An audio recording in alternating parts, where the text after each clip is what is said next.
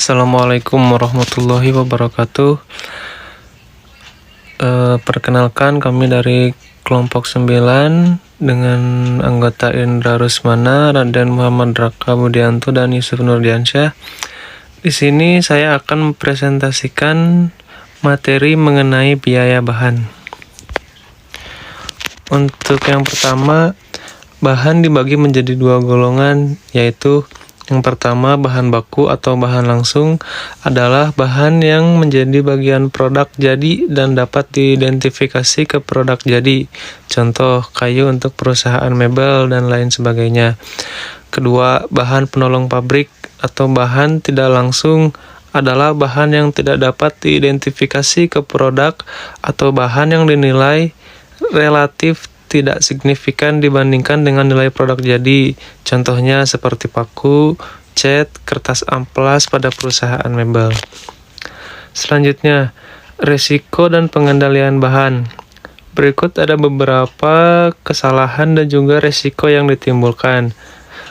Contohnya, nomor 1, terlambat memesan bahan.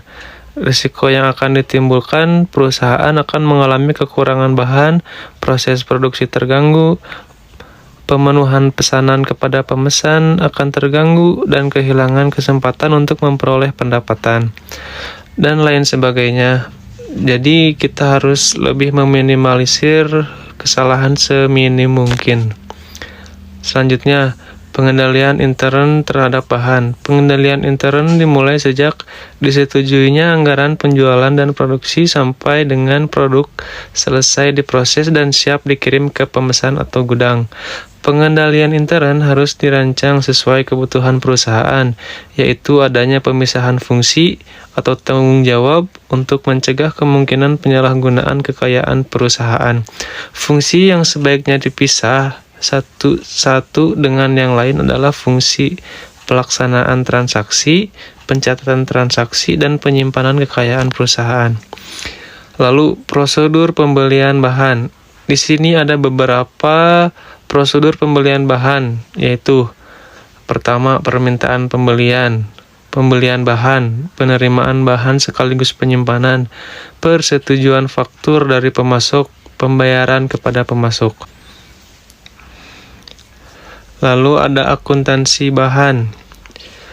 Terdapat dua sistem untuk mencatat pembelian dan penggunaan bahan, yaitu sistem periodik, sistem fisik, dan sistem perpetual.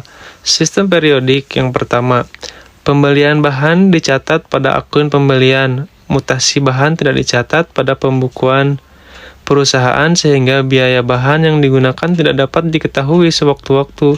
Biaya bahan yang digunakan untuk produksi dihitung setelah perusahaan melakukan perhitungan fisik terhadap bahan yang belum digunakan. Perhitungan fisik umumnya dilakukan pada akhir periode akuntansi. Berikut ada sistem perpetual. Mutasi bahan atau pembelian dan penggunaan secara terus-menerus dicatat pada pembukuan perusahaan. Pembelian bahan dicatat dengan mendebit akun bahan dan penggunaan bahan dikreditkan ke akun bahan. Untuk mencatat secara rinci setiap pembelian dan penggunaan bahan, dibuat kartu persediaan untuk setiap jenis bahan atau sebagai akun kontrol persediaan. Nah, berikut ada tabel transaksi akun kontrol di mana kita mencatat semua transaksi dan setiap transaksi termasuk ke debit ataupun kredit. Contohnya seperti pembelian bahan baku untuk stok. Di kolom akun kontrol debit dan kredit, pembelian bahan baku untuk stok di debit sebagai bahan baku, di kredit sebagai utang dagang, dan seterusnya. Penentuan harga perolehan bahan. Harga perolehan bahan mencakup dua kategori. Yang pertama, harga beli yang tercantum dalam faktur dari pemasok. Yang kedua, pengeluaran lain yang terjadi untuk membeli bahan sampai bahan siap untuk diproduksi. Contoh, perusahaan Omega membeli bahan baku dan bahan penolong masing-masing seharga 1 juta dan 500.000. Jika perusahaan menggunakan akun terpisah untuk bahan baku dan bahan penolong, maka jurnal untuk mencatat transaksi tersebut adalah bahan baku 1 juta, bahan penolong 500.000. Dan untuk utang dagang atau kas sebesar 1.500.000. Assalamualaikum warahmatullahi wabarakatuh. Saya akan melanjutkan presentasi yang sebelumnya dibacakan oleh Yusuf. Di sini ada biaya angkut pembelian. Biaya angkut pembelian ini dibayar oleh pembeli, berarti pengorbanan ekonomis pembeli untuk memperoleh bahan jadi bertambah yang mana merupakan komponen harga perolehan bahan. Contoh tanggal 30 Januari 2011 PT Omega membeli bahan seharga 500.000 secara tunai. Biaya angkut yang dibayar PT Omega untuk mengangkut bahan sampai ke gudang adalah 50.000. Jika dibeli secara tunai, maka ada nama akun bahan dan kas. Untuk bahannya 550.000 dan kasnya 550.000. Jika dibeli secara kredit, maka bahannya 550.000, utang dagangnya 500, kasnya berkurang sebesar 50.000. Contoh alokasi biaya angkut tahun 2011, PT Omega membeli bahan berupa kertas secara kredit dengan rincian sebagai berikut. Ada jenis bahan, jumlah rim, harga per rim, dan total harga. Di sini untuk kertas HVS 60 gram, jumlah rimnya 500 rim, harga per rimnya 7.000 dengan total harga 3.500.000. Kertas HVS 70 gram, jumlah rimnya ada 200 rim, harga per rimnya 8.500, total harga 1.700.000. Dan untuk kertas HVS 80 gram, jumlah rimnya 300, harga per rimnya 10.000 dengan total harga 3 juta. Total rimnya sebesar 1.000 dan total harga sebesar 8.200.000. PT Omega mengeluarkan kas sebesar 1 juta untuk mengangkut semua bahan yang dibeli. Di sini jenis bahan, ada jenis bahan, jumlah rim, alokasi biaya angkut, hasil alokasi. Kertas HVS 60 gram, jumlah rimnya 500, alokasi biaya angkutnya 500 per 1.000 rim dikali 1 juta. Hasil alokasinya 500.000. Sedangkan kertas HVS 70 gram dengan jumlah rim 200 rim, alokasi biaya angkutnya 200 per ini 1.000 rim dikali 1 juta, hasil alokasinya 200.000. Kertas HVS 80 gram dengan jumlah rim 300, alokasi biaya angkut 300 per 1.000 rim dikali 1 juta dengan hasil alokasi 300.000. Maka total rimnya 1.000 dan hasil alokasinya pun ada 1 juta. Di sini ada jenis bahan, ada harga yang dibeli, alokasi biaya angkut, hasil alokasi. Hasil dari harga belinya di sini ada 8.200.000 dan hasil alokasinya sebesar 1 juta. Biaya angkut diperhitungkan atas dasar tarif yang ditentukan di muka. Tarif biaya angkut per unit, anggaran biaya angkut atau estimasi unit bahan yang diangkut. Biaya pembelian bahan, ada pembelian, ada penerimaan, penggudangan, ada pencatatan. Untuk pembelian, tarif pembebanan anggaran biaya bagian pembelian selama 1 periode, estimasi frekuensi atau rupiah pembelian selama 1 periode, tarif per pembelian atau tarif per rupiah pembelian. Sedangkan penerimaan, anggaran biaya bagian penerimaan selama 1 periode atau estimasi jumlah jenis bahan diterima selama 1 periode, itu tarif per jenis bahannya. Untuk penggudangan. Anggaran biaya bagian gudang selama satu periode, estimasi jumlah jenis kuantitas atau nilai rupiah bahan yang digunakan selama satu periode, itu tarif per jenis, unit, atau rupiah.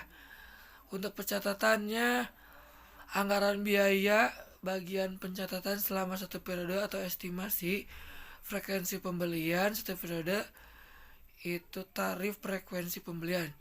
Jurnal untuk pencatatan biaya pembelian bahan ke harga yang perolehan bahan, ada biaya pembelian, biaya penerimaan, biaya gudang, biaya pencatatan.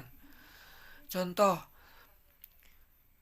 tahun 2011 PT Beta mempunyai rencana pembelian bahan sebanyak 4.000 rim kertas.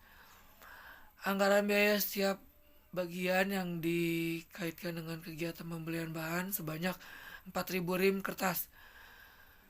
Bagian pembelian sebesar 2 juta, bagian penerimaan 1.500.000, bagian gudang 2 juta, bagian pencatatan 1 juta. Maka untuk bahannya 6 juta, jumlahnya dari pembelian, penerimaan, gudang, pencatatan. Untuk bahannya sebesar 6.500.000. Bagian pembelian 2 juta, bagian penerimaan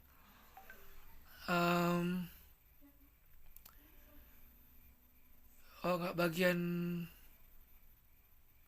penerimaan 1.500.000, bagian gudang 2 juta, bagian pencatatan 1 juta. Penentuan biaya bahan digunakan. Terdapat beberapa metode untuk mengatasi masalah perubahan harga bahan dalam kaitannya dengan penentuan biaya bahan yang digunakan, yaitu metode identifikasi khusus, metode rata-rata, metode MPKP, metode MTKP. Contoh penentuan biaya bahan yang digunakan,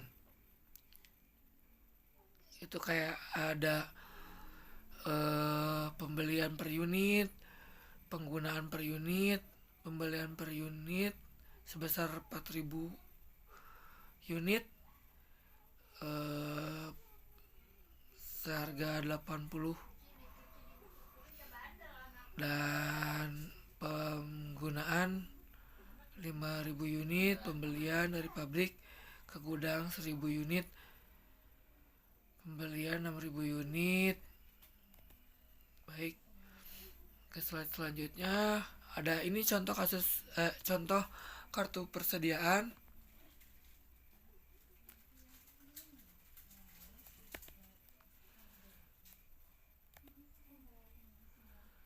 Dan ini kartu persediaan metode MPKP. Ada di sini dicantumkan unit, harga per unit, totalnya, terus yang digunakan unit, harga per unit, totalnya, persediaan, seperti itu. Di sini ada metode MTKP, metode rata-rata, perencanaan kebutuhan bahan. Perencanaan kebutuhan bahan berkaitan dengan dua faktor, yaitu kuantitas. Satu, kuantitas yang dipesan, waktu saat pesan, kuantitas dipesan, kuantitas pesanan ekonomis, economic order quantity, menunjukkan jumlah pesanan persediaan pada suatu waktu yang meminimalkan biaya tahunan persediaan. Di sini ada dihitung dengan formula seperti ini.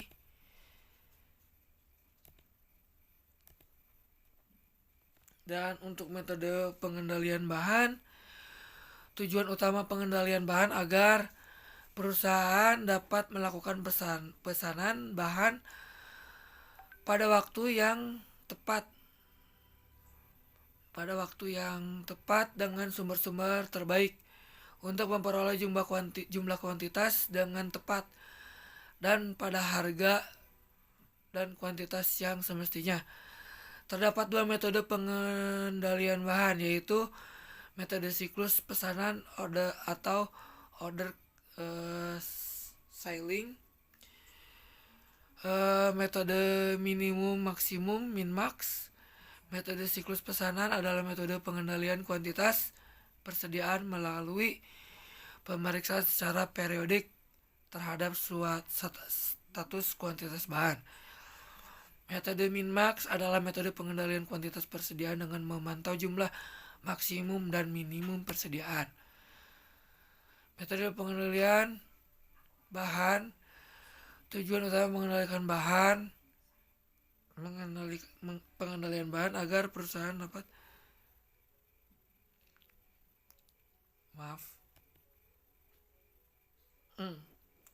Jadi metode pengendalian bahan itu bertujuan untuk pengendalian bahan agar perusahaan dapat melakukan pesanan bahan pada waktu dengan sumber-sumber terbaik. Seperti itu. Baik, terima kasih atas waktunya. Wassalamualaikum warahmatullahi wabarakatuh.